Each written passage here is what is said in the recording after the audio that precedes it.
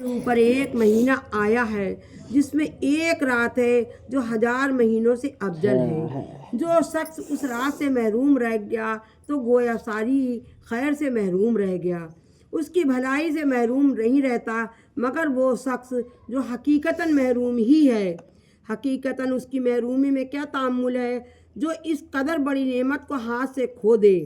Railway ملازم چند کوڑیے کے خاطر رات بھر جاگتے ہیں، اگر 80 برس کی عبادت کی خاطر کوئی ایک مہینے تک رات میں جاگ لے تو کیا دقت ہے؟ اصل یہ ہے کہ دل میں تڑپ ہی نہیں۔ اگر ذرا سا چسکا پڑ جائے تو ایک رات کیا سینکڑوں راتیں جاگی جا سکتی ہیں۔ بے شک آخر کوئی بات تھی نبی اکرم صلی اللہ علیہ وسلم کے باوجود جو ساری بشارتوں اور وعدوں جن کا آپ کو یقین تھا، پھر اتنی لمبی نماز پڑھتے تھے کہ پاؤں پر ورم آ جاتے، انہی نام لیوا اور امتی آخر ہم بھی کہلاتے ہیں۔ ہاں، جن لوگوں نے ان کے امور کی قدر کی وہ سب کچھ کر گئے اور نمونہ بن کر امت کو دکھلا گئے۔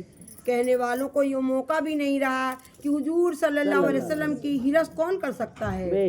کسی سے نہیں ہو سکتی۔ دل میں سما جانے والی چاہنے والے کے لیے دودھ کی نہر پہاڑ کھودنی بھی مشکل نہیں ہوتی، مگر یہ بات کسی کی جوتیاں سیدھی کیے بغیر مشکل سے حاصل ہوتی ہیں۔ تمنا درد دل کی ہے تو خدمت فقیروں کی کر، نہیں ملتا یہ گوہر بادشاہوں کے خزینے میں۔ سبحان اللہ۔ آخر کیا بات تھی؟ حضرت عمر رضی اللہ عشاء کی نماز کے بعد گھر میں تشریف لے جاتے اور صبح تک نماز میں گزار دیتے تھے۔ حضرت عثمان رضی اللہ دن بھر روزہ رکھتے، رات بھر نماز میں گزار دیتے، صرف رات کے اول حصے میں تھوڑا سا سوتے تھے، رات کی ایک رکعت میں پورا قرآن پڑھ لیتے تھے۔ سبحان اللہ، الحمدللہ، اللہ اکبر۔ بتاؤ، قرآن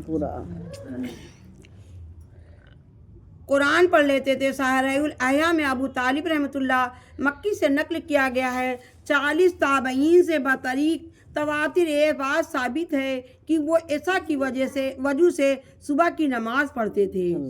حضرت سدادر رضی اللہ رات کو لیٹتے، تمام رات کروٹیں بدل کر صبح کر دیتے اور کہتے، یا اللہ، آگ کے ڈر نے میری نیند اڑا دی۔ اللہ، سبحان اللہ۔ اسود بن یزید رحمۃ اللہ رمضان میں مغرب عشاء کے درمیان تھوڑی دیر سوتے اور بس۔ سعید بن مسیب رحمۃ اللہ کے متعلق منقول ہے کہ 50 برس تک عشاء کے وجہ سے صبح کی نماز پڑھی۔ صلح بن اسیم رحمۃ اللہ رات بھر نماز پڑھتے، صبح کو یہ دعا کرتے، یا اللہ، میں اس قابل تو نہیں ہوں کہ جنت مانگوں، صرف اتنی درخواست ہے کہ آگ سے بچا لیجیے۔ حضرت قتادہ رضی اللہ تمام رمضان تو ہر 3 رات میں ایک ختم فرماتے، مگر عصر آخر میں ہر رات میں ایک قرآن شریف ختم کرتے تھے۔ سبحان اللہ، ہم تو کچھ بھی نہیں کرتے بھائی۔ امام ابو حنیفہ رضی اللہ کا 40 سال تک عشاء کے وجہ سے صبح کی نماز پڑھنا اتنا معروف ہے کہ اس سے انکار تاریخ اعتقاد کا ہٹاتا ہے۔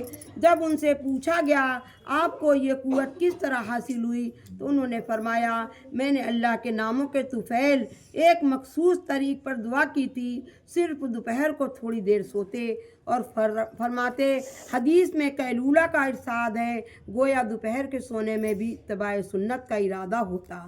دوپہر کو کھانا کھانے کے بعد